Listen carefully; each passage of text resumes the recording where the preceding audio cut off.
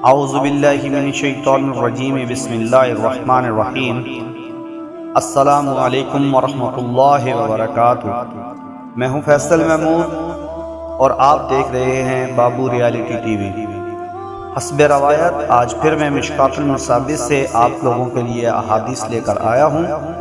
آگے بڑھنے سے پہلے آپ سب سے گزارش ہے کہ میرے چینل کو سبسکرائب کر دیں اور بیل آئیکن کو بھی دبا دیں تاکہ آئندہ آنے والی ویڈیوز کی نوٹیفیکیشنز آپ کو مل سکیں، اور حوصلہ افزائی کے لیے لائک اور کمنٹ بھی کر دیں۔ اللہ تعالی ہم سب کو میٹھا میٹھا مدینہ دکھائے، آمین۔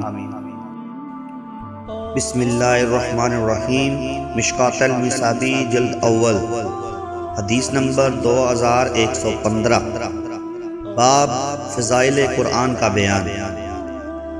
حوالہ مسلم شریف۔ حضرت عمر بن خطاب رضی اللہ تعالی عنہ بیان کرتے ہیں، رسول اللہ صلی اللہ علیہ وآلہ وسلم نے فرمایا، بے شک اللہ اس کتاب کے ذریعے کچھ لوگوں کو رفعت عطا فرماتا ہے اور کچھ لوگوں کو پستی کا شکار کر دیتا ہے۔ بسم اللہ الرحمن الرحیم۔ مشکات-ال-مسابeh جلد دوم، حدیث نمبر 4422، باب کنگھی کرنے کا بیان۔ حوالہ مسلم شریف۔